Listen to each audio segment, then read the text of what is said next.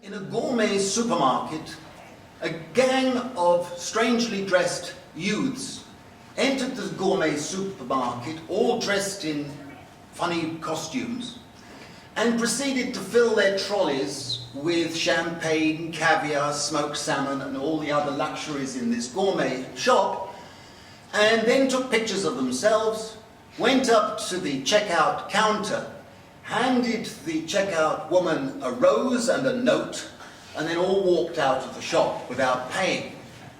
The note said, "We have produced the wealth of this city, but have none of it.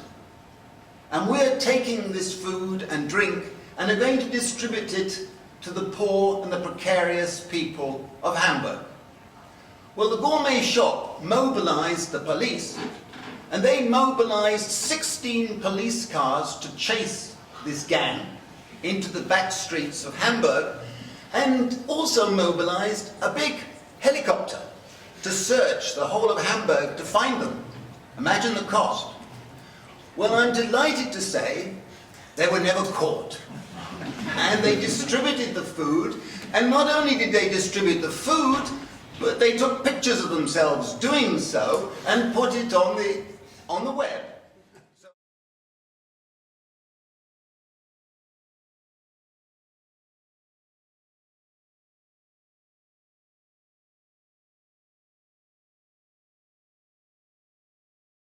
The key story I would like to tell is that a Faustian bargain was made by the rich country governments in the early 1980s and 1990s.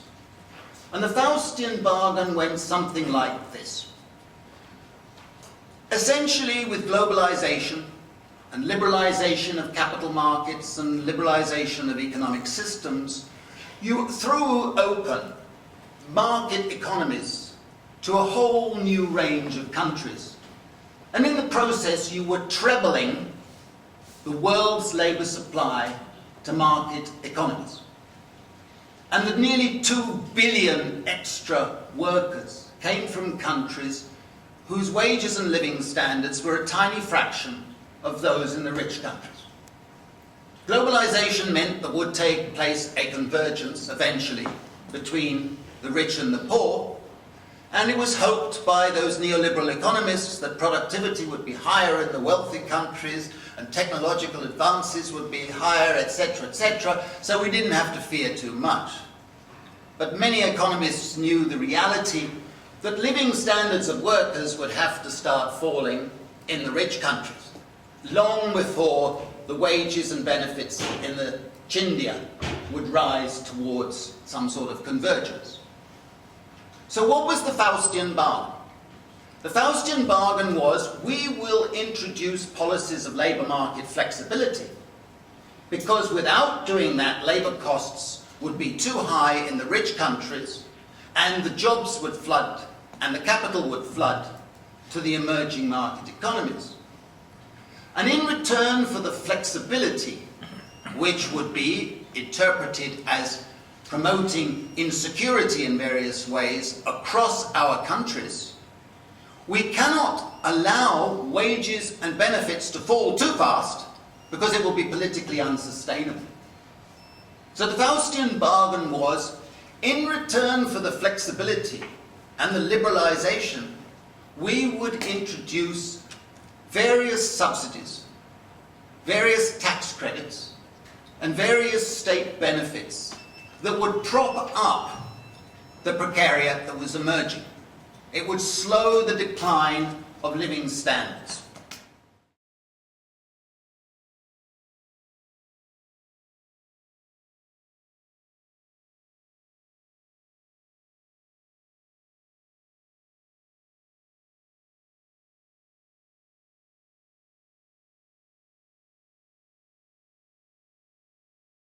What we've seen in globalization is class fragmentation taking place, and a globalized class structure in which an elite of absurdly wealthy, mostly criminal types way out of the stratosphere, we know their names, they're all household names, Sooner or later, many of them fall foul of the law, but they are striding the world. Below them is a salariat, people who've got employment security, salaried jobs, and all the benefits that go with it. Then you've got a growing number of what I call professions.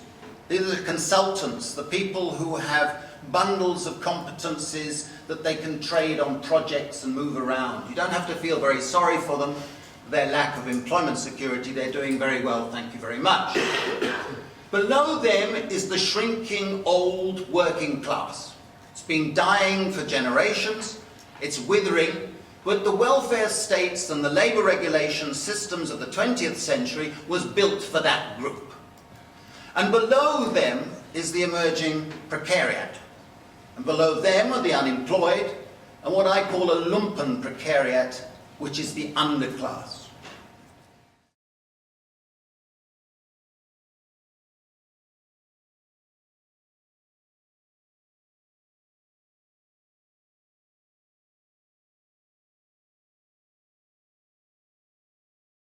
The precariat is a new type of working population that is fundamentally integral to the emerging system. In many respects, it's an urban nomadic group. They're denizens, not citizens. People in the precariat do not have the full range of rights that most in the citizens of society possess.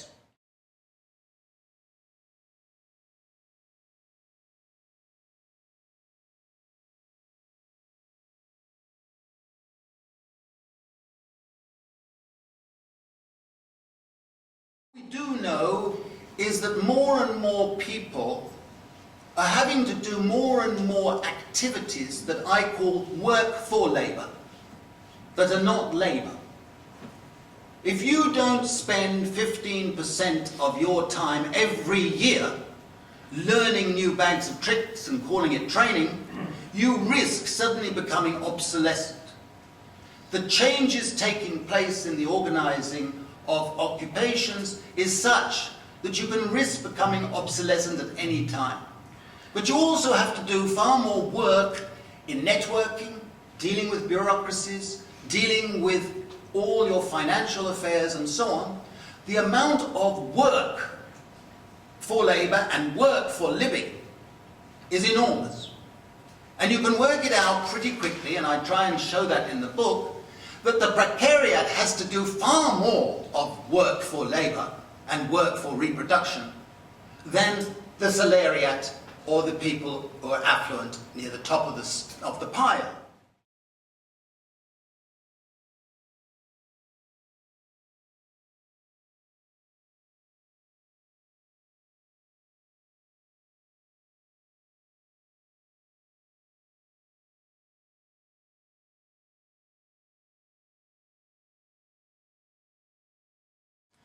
Now, it is a shocking fact that we still have this stupidity, which is sexist and ridiculous, of saying that work and labour are the same thing.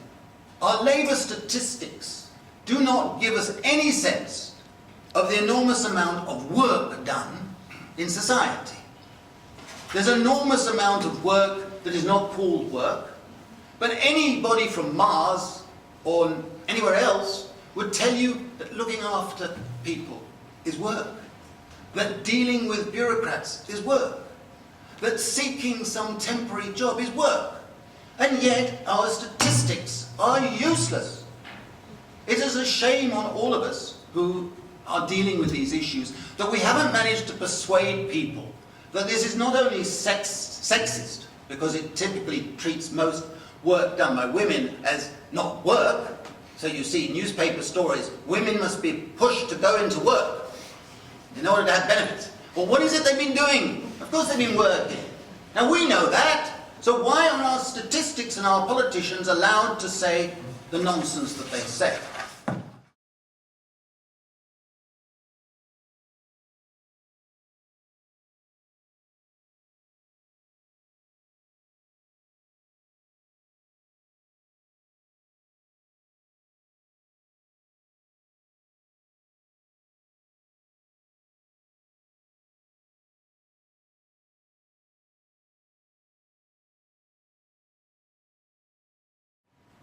But if I tell you that the Euro May Day parades around Europe now attract over 100,000 people all the time, and there are networks growing up based on electronic connections that are growing more powerful, and you look to the squares, the Syntagma Square in Athens, the square in Madrid, the squares elsewhere, the Middle East, you'll see the sense of precariat overlapping with other agendas.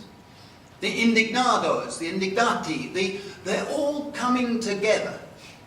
And it is forming associations, civil society associations,